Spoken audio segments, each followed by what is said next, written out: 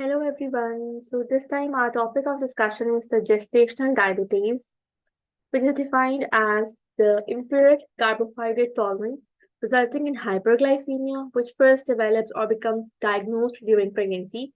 So some of these women they have previously undiagnosed diabetes, usually type 2. So the prevalence is that it varies with the diagnostic criteria used and with the ethnic group. The ethnic groups at particularly high risk are women from the South Asia, that is from India, Pakistan, and Bangladesh, who have a relative risk 7.6 to 11 fold compared with the white women and Black Caribbean women, relative risk 3.1. Thus, the overall prevalence of GDM is between 1 and 5%. And if we talk about overall gestational diabetes or pre-existing diabetes, 80% constitute the GDM and the remaining 20% are of type 1 and type 2 diabetes. So the risk factor, that is the obesity, if the patient has a BMI of more than 30 kilogram per meter square, if there's advanced maternal age, if there's a previous history of the macrosomic infant that is equal to or more than 4.5 kg, and if there's a previous gestational diabetes history, if there's a first degree relative with diabetes, the ethnic origin, as we have already discussed, and the Middle Eastern, Saudi Arab, UAE, Iraq, Jordan, Syria, Oman, Qatar, Kuwait, Lebanon, and Egypt. So the causes. So in pregnancy, it actually is a state of increased insulin resistance, not the absence of the insulin, but the increased insulin resistance, which is secondary to the secretion of the placental hormones such as progesterone, estrogen, cortisol, human placental lactogen, growth hormone, and the prolactin. So the complications related to the gestational diabetes or pre-existing diabetes. So what are the fetal risk, miscarriage, congenital anomaly? So I am talking about both diabetes, that is the pre-existing or the gestational. So we know that in the pre-existing diabetes, the organogenesis phase, there is increased levels of the glucose. So that's why we say that there is a congenital anomaly. Whereas in the gestational diabetes, it occurs after in the second and third trimester. So the congenital anomaly doesn't occur in the gestational diabetes. So overall, if we talk about the diabetes, yes, there can be congenital anomaly, there can be miscarriage, there can be stillbirth. So IOD happens in the diabetes, whether it is GDM or pre-existing diabetes. Prematurity, macrosomia, shoulder dystocia, which is very common in the birth injury. There can be brachial plexus injury, respiratory distress, neonatal hypoglycemia, and the poor feeding. The babies who are delivered of the GDM or the non-diabetic patients, the babies often go to the nursery ICU because of the hypoglycemic episodes and for the monitoring and the risk of the diabetes in the baby. And what are the maternal risk? Obviously, hypoglycemia episodes and diabetic ketoacidosis, most common in the non-diabetic patients. Operative delivery because of the good-sized baby, polyhydramnios, worsening of the retinal disease, worsening of any pre-existing renal impairment, and the preeclampsia.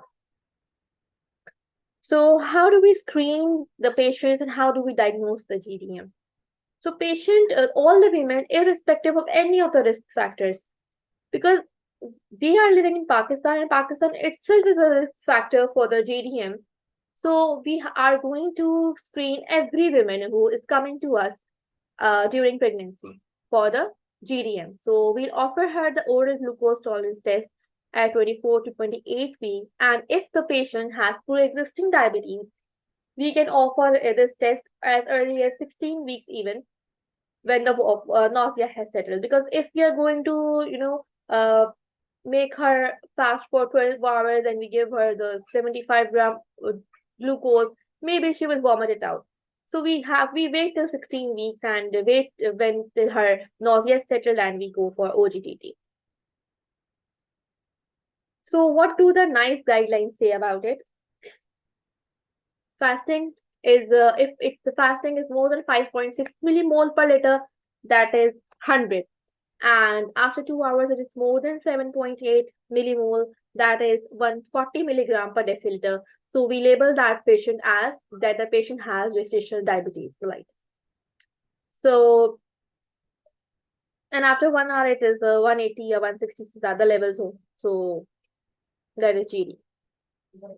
So how do we manage these patients? So congenital malformations, we have already discussed that there is no excess risk of major congenital malformations in women developing GDM, as the blood glucose would be expected to be normal during organogenesis. So in the pre-existing diabetes, we actually consult the patient about the congenital malformations, and there's a risk of the cardiac anomalies, there's a risk of neural tube defects. So we actually prescribe folic acid to the patient 5 gram in 5 milligram OD to the non-diabetic patients.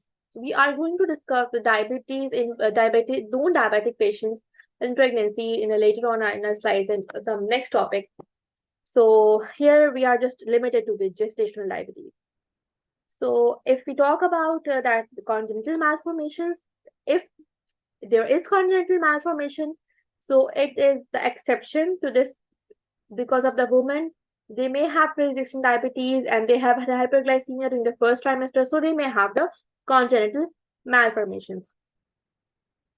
Antenatal care. So as soon as you know that the patient has deranged OGTT, you are going to call her for follow-up in your clinic, and you are going to counsel her about the diet, about the exercise, and she should be taught how to self-monitor the blood glucose levels, and she should be referred to a dietitian according to the bookish knowledge. But obviously we live in Pakistan, and it is not possible for a middle class women to go to dietitian for the, you know, regulate her blood glucose level. So you and an obstetrician should know how to monitor her blood glucose level and how to control it.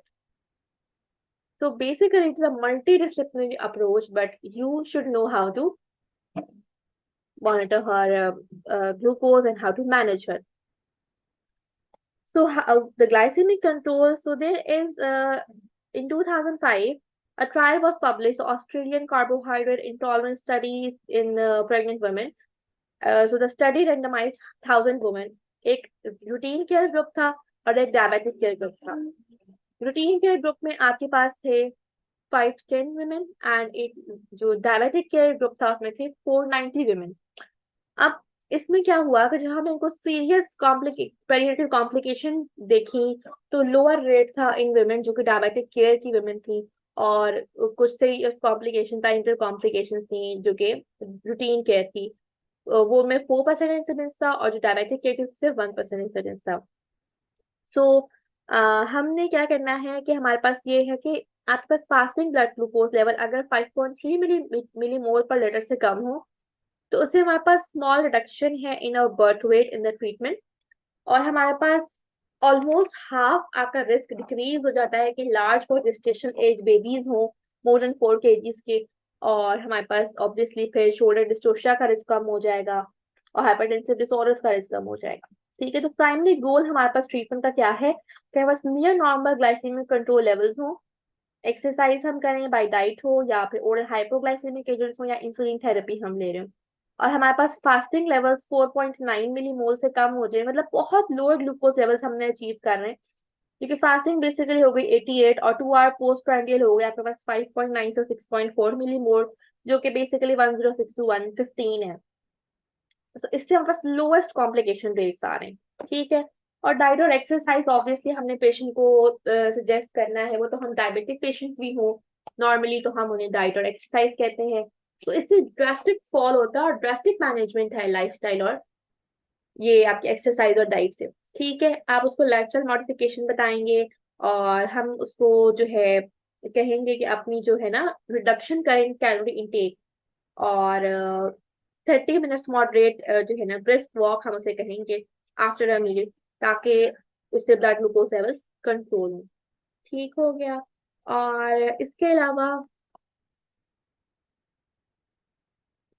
आपके पास आ गया है criteria, sign criteria for diagnosis of GDM. ठीक है, इसमें क्या है कि बुकिंग पे आपके पास फास्टिंग शुगर या HbA1c हुआ हो पेशेंट का, जिनके रिस्क फैक्टर्स, अगर रिस्क फैक्टर्स नहीं भी हैं तो obviously we have just discussed कि पाकिस्तान में रहना itself is a risk factor, तो आप HbA1c करवा लेते हैं या फास्टिंग शुगर करते हैं, फास्टिंग 7 से ज्यादा हो यानी कि 126 से ज्यादा हो, और 2 आवर्स पोस्ट मील आपके पास 11.1 यानी कि 199 से ज्यादा हो, तो आप उसको मैनेज करेंगे कि ये प्री एग्जिस्टिंग डायबिटीज मेलाइटिस का केस है। ठीक है, बुकिंग की बात हो रही है अभी। ठीक है, दूसरा केस आपके पास ये है कि फास्टिंग आपके पास 5.1 से 6.9 तक हो, दैट इज 91 टू 124, और 2 आवर्स पोस्ट प्राइमरी आपके पास हो 8.6 से 11 तक, दैट इज 154 से 198 तक। ये इंटरमीडिएट लेवल्स हैं, और हमें असेस करना है कि इमीडिएट होम ग्लूकोज मॉनिटरिंग हो पेशेंट की, और रीअसेस करेंगे पेशेंट को ओजीडीटी यूज करके 24 से 28 वीक्स पे। अब हमारे पास 24 से 28 वीक्स पे पेशेंट आ गई है। एक पेशेंट है जिसको हाई रिस्क है, मतलब उसके रिस्क फैक्टर्स ऑलरेडी थे, और एक जो लो रिस्क पेशेंट है। हमने दोनों का ओजीडीटी कराना है, यानी कि पाकिस्तान में आपके पास आने वाले हर वुमेन 24 से 28 वीक्स पे ओजीडीटी करवाना जरूरी है। अगर आपके पास 5.1 मिलीमोल पर लीटर से ज्यादा लेवल्स आ गए, दैट इज 91 से ज्यादा, 1 आवर पोस्ट प्रांडियल आप मतलब पोस्ट आप मील जो हम आपको 75 ग्राम देते हैं ग्लूकोज का, उसके बाद 10 से ज्यादा यानी कि 180 से ज्यादा, और 2 आवर्स 8.5 से ज्यादा यानी कि 150 से ज्यादा, तो उसको हम जीडीएम डायग्नोस करते हैं। ठीक हो गया, अब हमारे पास डायग्नोसिस बन गया है जीडीएम का। टारगेट क्या है हमारे पास, कि आपके पास फास्टिंग लेस देन 5.3 मिलीमोल पर लीटर हो, दैट इज 95 से कम आपके पास फास्टिंग लेवल्स हो, और 1 आवर पोस्ट मील आपके पास हो लेस देन 7.8, और 2 आवर्स पोस्ट मील आपके पास 6.4 से कम हो, यानी कि 1 आवर पोस्ट मील 140 से कम हो, और 2 आवर्स पोस्ट मील आपके पास 115 से कम हो, तो that is actually ideal glycaemic control. Next pharmacological treatment हमारे पास क्या क्या है, ठीक है, वो हमारे पास ये है कि आपके पास एक आ गया मेटफॉर्मिन, ठीक है, एक आ गया ग्लेबेनक्लेमाइड, और दूसरा आपके पास आ गया इंसुलिन। ठीक है, अब हम बात करते हैं recommended management of GDM and diagnosis. अगर आपके पास फास्टिंग ग्लूकोज लेवल जो है आ गए हैं 6 से कम, ठीक है, तो कोई कॉम्प्लिकेशन ज्यादा नहीं होगी इंशाल्लाह उसमें, और मैनेजमेंट हम ये करेंगे कि 1 to 2 वीक ट्रायल करेंगे डाइट और एक्सरसाइज का। अच्छा, नॉर्मली क्या होता है कि हमारे पाकिस्तान में अक्सर 35 वीक्स पे एक पेशेंट आ गई आपके पास, और उसको जो है वो जीडीएम अब डायग्नोज हो गया। अब आप उसके लिए 1-2 हफ्ता वेट नहीं करेंगे कि उसकी डाइट से हम शुगर कंट्रोल कर लेंगे, एक्सरसाइज से कंट्रोल कर लेंगे, नो, आप उसको फौरन मैनेज करना है। ठीक है, लेकिन अगर आपके पास टाइम है, पेशेंट 24 वीक पर आई है, आपको पता चल गया है कि उसको जीडीएम है, आप 1 से 2 हफ्ते ले सकते हैं डाइट और एक्सरसाइज के लिए। ठीक है, अब ये है कि जब आपके पास एक पेशेंट आ गई, उसका 6 से कम है फास्टिंग ग्लूकोज लेवल, आप 1 to 2 वीक ट्रायल लेंगे, और फास्टिंग हम उसको देंगे अपनी चेक करें, और 1 आवर पोस्ट मील अपना चेक करें रोजाना। अगर उसके लेवल्स आते हैं 6 से 6.9, ठीक है, पहले वाले क्या था, आपके पास 6 से कम यानी कि 108 से कम फास्टिंग लेवल्स हैं, बट ऑब्वियसली वो ज्यादा ही है ना, आपके पास 95 से कम होना चाहिए। ठीक है, लेकिन अगर वो 108 से कम है, और वो 95 से ज्यादा है, तो आपने उसको कहना है कि 2 वीक्स तक आप अपना डाइट और एक्सरसाइज करो, साथ में अपना फास्टिंग चेक करो, और 1 आवर पोस्ट मील चेक करो। ठीक हो गया, यानी कि 4 लेवल चेक हो गए। और वैसे भी अगर आपके पास फास्टिंग जो है ठीक आना शुरू हो जाए, तो आप बस पोस्ट मील आप यानी कि 3 लेवल्स आप दिन के करवा सकते हैं। ठीक है, अगर आपके पास 6 to 6.9 लेवल्स आ रहे हैं, दैट इज 108 से लेके 124 तक, इसमें क्या कॉम्प्लिकेशंस आ सकती हैं, इसमें पॉलीहाइड्रोमियोस हो सकता है, इसमें माइक्रोसोमिया हो सकता है। तो इस पेशेंट में in addition to diet and exercise, यानी कि डाइट और एक्सरसाइज आपने मिस नहीं करना, वो तो करना ही करना है। ठीक है, साथ में आप इंसुलिन और मेटफॉर्मिन पे आते हैं। अब इसमें क्या करना है, हमने हमने फास्टिंग भी चेक करनी है, 1 आवर पोस्ट प्रांडियल भी चेक करना है, साथ में हमने ओरल थेरेपी दी या सिंगल डोज इंटरमीडिएट या लॉन्ग एक्टिंग इंसुलिन दी हमने, और अगर वो 7 मिलीमोल पर लीटर से ज्यादा फास्टिंग लेवल है उसके, तो वो है हमारे पास 126 से ज्यादा। ठीक हो गया, तो हम उसको इंसुलिन मेटफॉर्मिन और इन एडिशन टू डाइट और एक्सरसाइज और मल्टीपल डेली इंसुलिन डोजेस देंगे, और प्री मील पोस्ट मील बेड टाइम डेली हम उसे कहेंगे चेक करें। दूसरा ये है कि देखिए, जब हम पेशेंट को कोई मेडिसिन प्रिस्क्राइब करते हैं, हमें उसके साइड इफेक्ट्स पता होने चाहिए। ठीक है, मेटफॉर्मिन सिर्फ मदर का वेट रिडक्शन नहीं करता, बल्कि ये बेबी के वेट रिडक्शन भी करता है। तो अगर ऑलरेडी एक पेशेंट का बेबी आईयूजीआर चल रहा हो, स्मॉल फॉर जेस्टेशन लेट चल रहा हो, तो हम उसमें मेटफॉर्मिन नहीं देते। ठीक हो गया, इसके अलावा आपके पास आ जा है कि अब एक पेशेंट है ऐसे मेटफॉर्मिन वो नहीं टॉलरेट करता, हम ग्लेबेनक्लामाइड दे सकते हैं उसमें। ठीक हो गया। और आपके पास लेवल्स क्या होने चाहिए, प्री मील आपके पास 100 और पोस्ट मील 126 होने चाहिए 35 वीक से कम अगर बात है तो। अगर 35 वीक से ज्यादा हो गए हैं तो आपका 100 प्री मील होना चाहिए, और पोस्ट मील 2 आवर्स, पोस्ट मील 144 तक, या कोई भी पोस्ट मील 162 से ज्यादा नहीं होने चाहिए। ठीक है। अब हम कहते हैं कि अगर ऑलरेडी पेशेंट जो है प्री एक्जिस्टिंग डायबिटीज को हमने एक्सक्लूड करना है तो हम HbA1c करवाते हैं। ठीक है। अब आपके पास आ गई कौन कौन सी इंसुलिन है। ठीक है। अब आपने यहाँ बात की थी ना कि हम एक पेशेंट है 6 से 6.9 तक उसके फास्टिंग लेवल्स हैं, तो हम उसको सिंगल डोज इंटरमीडिएट या लॉन्ग एक्टिंग इंसुलिन दे सकते हैं। तो यहाँ पे ये सिंगल टू इंटरमीडिएट और या फिर लॉन्ग एक्टिंग, क्यों, क्योंकि इनकी ड्यूरेशन लॉन्ग लास्टिंग है, 24 आवर्स तक इनका ड्यूरेशन है, तो हम इसलिए सिंगल डोज कह रहे हैं। लेकिन अगर पेशेंट के 7 मिलीमोल से ज्यादा लेवल्स आ रहे हैं तो ऑब्वियसली हम क्या करेंगे, हम इसको मल्टीपल इंसुलिन थेरेपी दे सकते हैं, यानी कि हम इसको TDS में भी दे सकते हैं, ऑब्वियसली शॉर्ट एक्टिंग हम देंगे उसको, मल्टीपल डेली इंसुलिन डोजेस दे सकते हैं। ठीक है। यहाँ पे हम बात करेंगे रैपिड एक्टिंग। रैपिड एक्टिंग है जिसमें आपके पास नोवो रैपिड है, जो कि अक्सर पेशेंट्स आपके पास आते हैं GDM के, उनको नोवो रैपिड प्रिस्क्राइब हुई होती है TDS में। क्यों, क्योंकि उसका ड्यूरेशन ऑफ एक्शन 5 आवर्स है, जब तक उसका ड्यूरेशन खत्म होता है आप दूसरी साथ में जो है वो दूसरी डोज का टाइम हो जाता है, पेशेंट ऑलरेडी फास्टिंग जिसके आवर्स होते हैं वो खाने का टाइम एंड ऑल, तो 5 आवर्स का ड्यूरेशन है। ऑनसेट 15 मिनट में काम करना शुरू करेगा, पीक इसका डबल कर लो यानी कि 30 to 90 मिनट्स में पीक होती है, और ड्यूरेशन इसका 5 आवर्स है। शॉर्ट एक्टिंग में रेगुलर है, ये भी अक्सर अक्सर पेशेंट्स यूज करते हैं। इसका आंसर 30 मिनट्स में होगा, और उसको डबल कर लो तो उसका पीक हो जाएगा 2 to 4 आवर्स में, और ड्यूरेशन इसका 4 to 8 आवर्स है। इंटरमीडिएट NPH है, वो 2 to 6 आवर्स में स्टार्ट होगा और 14 to 20 आवर्स लास्ट करता है, पीक इसका 4 to 14 आवर्स है। और ये आपके पास लॉन्ग एक्टिंग जो आ गए उनका ड्यूरेशन 24 आवर्स है, इसमें 11 में हम मोस्ट कॉमनली पेशेंट HS में 11 में यूज करते हैं। ठीक है। Now coming to the fetal monitoring. तो अब क्या है कि कॉमन कॉम्प्लिकेशंस जो हैं वो फीटल मैक्रोसोमिया है। ठीक है। अगर आपके पास एक पेशेंट है GDM, और आप तो उसका फिर क्या कराते हैं, अल्ट्रासाउंड कराएंगे ताकि हमें फीटल एब्डोमिनल सर्कमफ्रेंस पता चले, हम मैक्रोसोमिया को रूल आउट करेंगे। अगर पेशेंट ऑलरेडी मैक्रोसोमिक है तो हम उसको नाइस गाइडलाइन सजेस्ट करते हैं कि इंसुलिन थेरेपी स्टार्ट कर दें। ठीक है। फिर हमने वेट नहीं करना है कि हम मेटफॉर्मिन देते रहे और सारा कुछ, नो, ऑलरेडी पेशेंट बेबी जो है वो मैक्रोसोमिया की तरफ जा रहा है, आप इंसुलिन स्टार्ट कर दें। ठीक है। और timing and mode of delivery, nice guidelines कहती हैं कि आप अगर एक पेशेंट अनकॉम्प्लिकेटेड GDM के साथ है तो हम उसको इलेक्टिव बर्थ ऑफर कर सकते हैं 40+6 वीक्स, इससे ज्यादा आगे नहीं जाना, लेकिन 40+6 वीक्स तक you can wait and you can offer her elective birth. And पहले क्या होता था कि जो स्कॉटिश गाइडलाइंस थी वो कहती थी 38 to 40 वीक्स में अगर पैरामीटर्स नॉर्मल आप डिलीवर कर ली बेबी, तो लेकिन अब ऐसा नहीं है। हमने क्या करना है, हमने अगर कोई माइक्रोसोमिया का आपके पास एविडेंस नहीं है, आप डिलीवरी के लिए वेट कर सकते हैं 40+6 वीक तक। इंट्रापार्टम केयर, इंट्रापार्टम केयर में ये है कि intrapartum maternal hyperglycaemia poses the same risk to the fetus of the neonatal hypoglycemia in GDM as in type 1 and type 2। इसको हम डिस्कस करेंगे जब हम डिटेल में, तब डिस्कस करेंगे जब हम टाइप 1 टाइप 2 डायबिटीज पढ़ेंगे। ठीक है। अभी के लिए इतना है कि blood glucose level should be tested every hour and maintained between 4 to 7 millimole पर लीटर। अगर इससे लेवल आगे पीछे हों तो आपने पेशेंट को इंसुलिन IV या उसको IV डेक्सट्रोज चलाना होता है। और लेकिन जिन वेमेन में ऑलरेडी फिर इंसुलिन नहीं चल रहा एंटीनेटल पीरियड में, they are less likely to develop, they are less likely to require IV insulin and dextrose.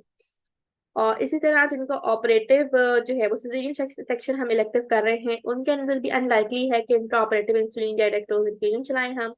And women who require steroid treatment for lung maturity they should be treated in the same way जैसे कि हम pre existing diabetes को treat करते हैं।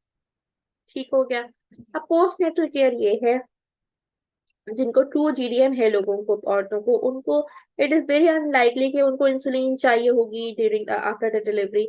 सो जिनको सिर्फ GDM है उनको हमने हर किस्म का ओरल हाइपोग्लाइसीमिक या इंसुलिन सब कुछ स्टॉप करना है इमिडिएटली आफ्टर बर्थ, ताकि हम डिटेक्ट कर सके कि अनडायग्नोस्ड प्री एग्जिस्टिंग डायबिटीज तो नहीं थी पेशेंट की। ठीक है। और उसके बाद हमने क्या करना है, पोस्टनल टेस्टिंग नाइस तो नहीं रिकमेंड करता, लेकिन pre meal and bedtime testing हम कर सकते हैं until blood glucose level return to normal.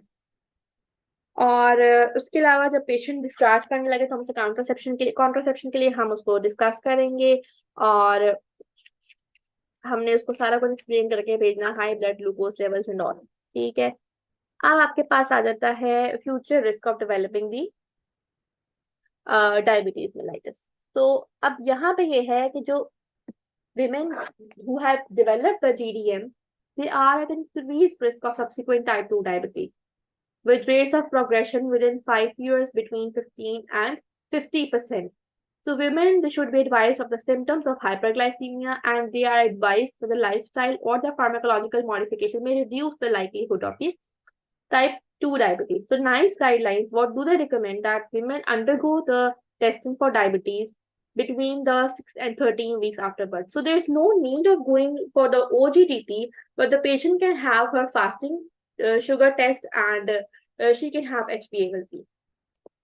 So now coming on to this table, if the fasting blood glucose level is less than 6 millimole per liter, that is less than 108, and HbA1c is 5.7, तो हमने कहना है कि ये बहुत ही लो chance है diabetes का at present, और लाइफस्टाइल एडवाइस पे कंटिन्यू करें, मॉडरेट रिस्क है ऑब्वियसली टाइप 2 डायबिटीज का, तो उसने बहुत ख्याल रखना है। ठीक है, अपने मॉडिफिकेशन जारी रखनी है, और एनुअल टेस्ट कराएगी डायबिटीज के लिए। अगर उसके लेवल्स हैं फ्रॉम 6 to 6.9, दैट इज 108 से 124 तक, तो HbA1c रिजल्ट उसका 5.7 से 6.4 तक है, वो हाई रिस्क पे है डेवलपिंग डायबिटीज टू टाइप 2, और हम उसको इंटरवेंशन और करेंगे एडवाइस, जो भी नाइस गाइडलाइंस हैं for the prevention of type 2 diabetes. And number 3, अगर उसका 7 मिलीमोल से ज्यादा हो गया फास्टिंग, यानी 126 से ज्यादा, HbA1c इसका 6.5 है, तो ऑब्वियसली मोस्ट लाइकली वो टाइप 2 डायबिटिक है, तो उसको डायग्नोस्टिक टेस्ट ऑफर करना। सही है। Thank you.